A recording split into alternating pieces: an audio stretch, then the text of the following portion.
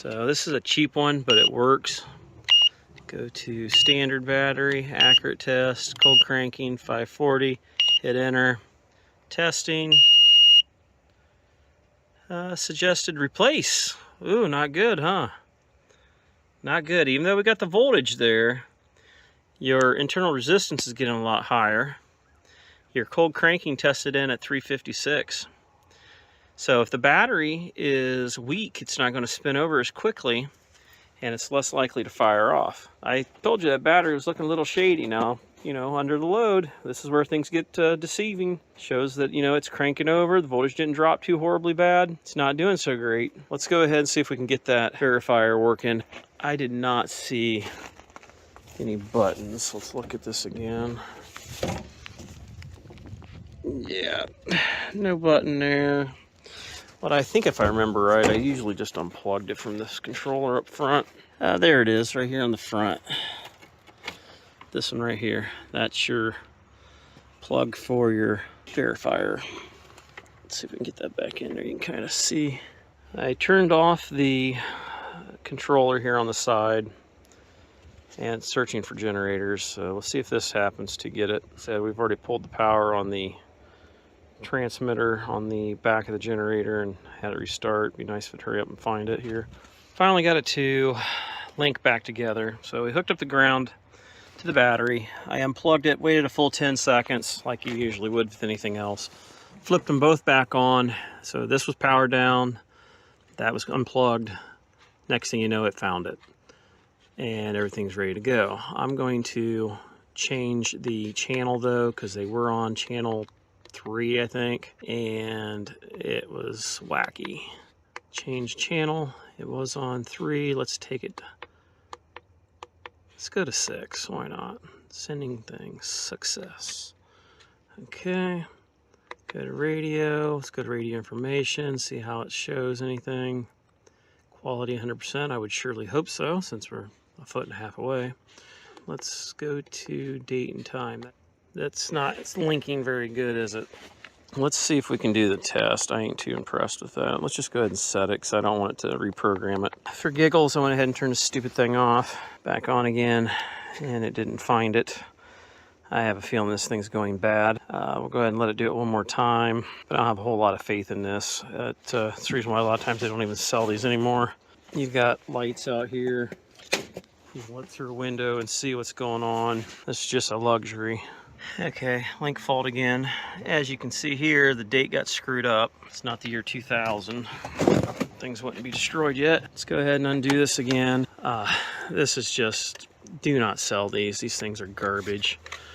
Okay, let's go ahead and turn that back on. Let's go ahead and plug this thing back in again. These things have been more of a headache in my hind end than anything else. Okay, it found it. So all you gotta do, homeowner that's probably watching this, is come out here and unplug that thing and turn that thing off and it finds it. Real convenient. And let me guess, batteries, nope, they kind of still hanging in there. Let's see if we can get this clock reprogrammed and test this thing remotely. As you can tell, I'm not into this anymore. I just reset the clock again and it still didn't take. It's probably defective. Start and transfer, let's hit enter. You gotta hit both buttons up and down at the same time.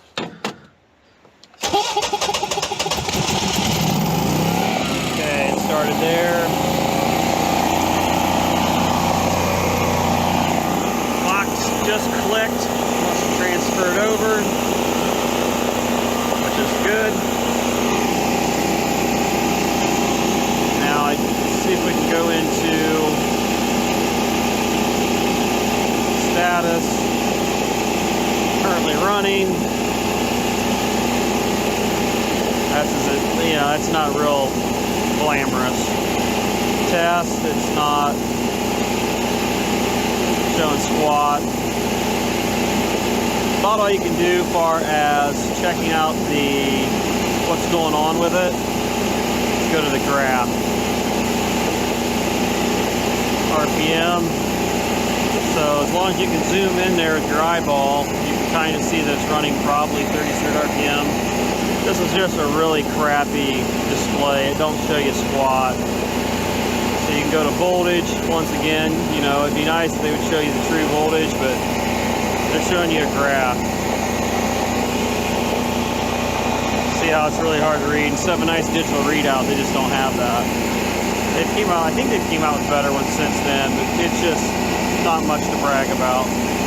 So let's go ahead and stop generator. Should sit there and start cooling down and transfer back.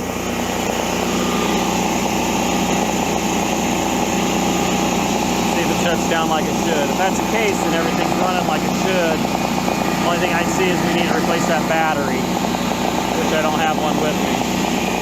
You see the gas line wasn't done correctly. You're not supposed to have curvatures like that in it. Half-inch gas line. Alright, so it goes over to LP regulator. It's on its own regulator, so it can handle that. It's going to be close. Probably should have been 3/4. Cooling down.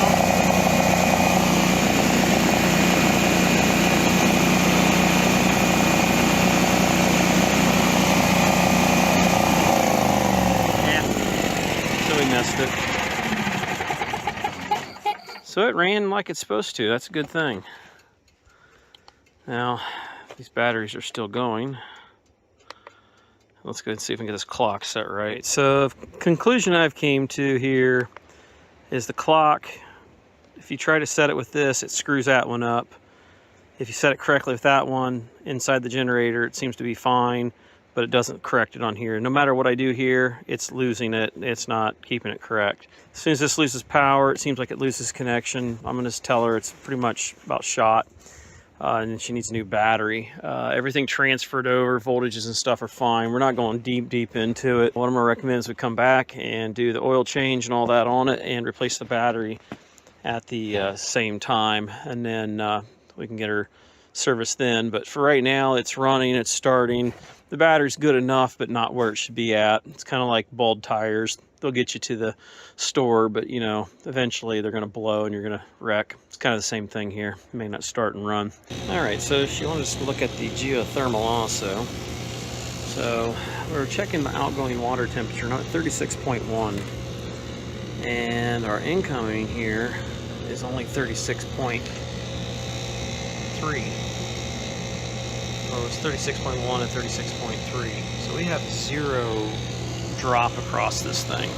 What you're doing is this is technically your condenser. So it's going to go in, one temperature is going to come out colder because you're extracting the heat out of the water, right? So that's what we've got going on. Well, you fill your liquid line, it's not hot. You fill your suction line, which is your hot gas line, it's not hot. We know that it's had an issue of leaking. You know, it's probably the evaporator up there. This is a geothermal split system, basically a water source heat pump. And they weren't able to find the leak the last time, but this is the end coil. And it is a 16, so I don't know if it's gone to aluminum there or not. But that filter dry right there is really cold. Feels the same on both sides, so I don't think it's restriction on the dryer, it's just it's low on charge. Let's go ahead and grab the gauges and check the pressures real quick, but chances are we're going to need to add some to it and then look for a leak. Good. We're running the same suction pressure as we are discharge pressure. That's very unusual and makes me wonder, do we have a reversing valve issue? Let's jump out R to O and see if this thing will reverse into cooling mode and change its position. So going to R, hopefully not shorting out on something.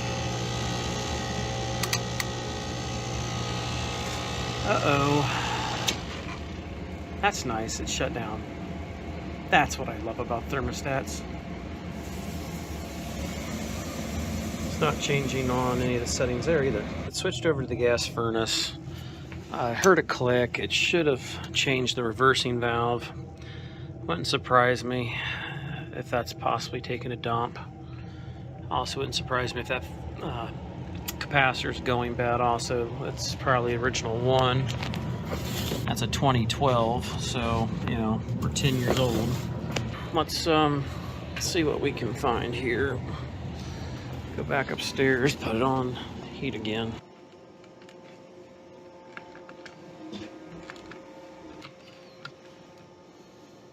Just kicked on, and this is concerning. Our head pressure and stuff is kind of more normal. It was not running like that earlier. I did not check my terminals, but you would figure it should have been. Yeah, now it's warm. That ain't good. Not good at all. And we're hot enough that I don't want to hold on to that. Did we have a problem with the reversing valve? Who knows? See if we can make this thing switch back and forth. Something's wacko. Let's watch this for a minute, see if the pressures go sky high. Maybe it's overcharged or something. We did check our temperatures. Now, like I said, our incoming is 36, outgoing now, had before. Not too extreme out of the way there. I did just verify we have power on Y1 and Y2, so it is running in second stage. Things are looking pretty normal there. Only a 4-degree drop there, though. It seems like it might be a little bit off. I'd have to look and see if we can find the charts here somewhere. Let's try this again, see if the thermostat kicks it out. I'm not real sure what it's going to do. It might feed it. It might just unhook. Let's do that. That way it doesn't do anything stupid. Let's unhook the O terminal. And that way it doesn't backfeed to the thermostat. So let's unhook that, and we'll hook that then straight to Y. So we got the O terminal hooked there. Let's go to. It's going into cooling mode now. See if by chance it might have been in cooling mode when it was acting stupid. Now it's nice and cold like it was earlier. It should not have been going into any type of defrost. I don't know why they have W hooked up. It's not necessary on a geothermal. So we're going to unhook that. We don't run defrost because there's no defrost. But even so, the pressures are kind of coming close together. So look at your rejection there into the water. So it doesn't seem like it was just running in cooling mode. Let's undo that now. Going back the other direction. And they're starting to build the head back up again.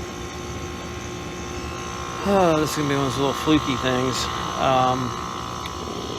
Even if a TXV was acting up, which I've had a lot of TXVs fail, this 2013, 2012 area, I believe that was when we had our little run-in with Copeland compressors having anti-rust property thing added to the refrigerant, which screwed up all the TXVs. And don't know what year that was exactly originally happened, but somewhere in this ballpark.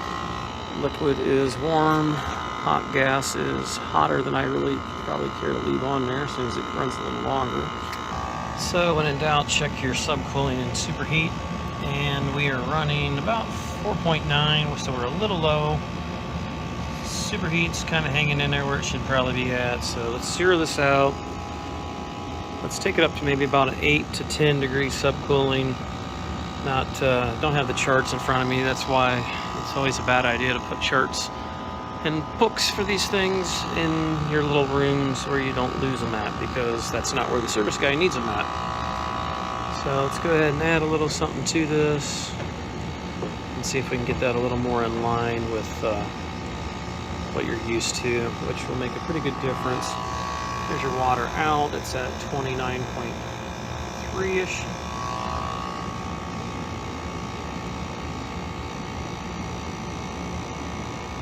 Four ounces. Let's see where that puts us at. Nothing major. It's already making a difference on our heat rejection. It's coming down, which is a good thing. We're not going full bore here. you know, doing the full explanation how these things work. I have other videos that you can check out where I've kind of done that.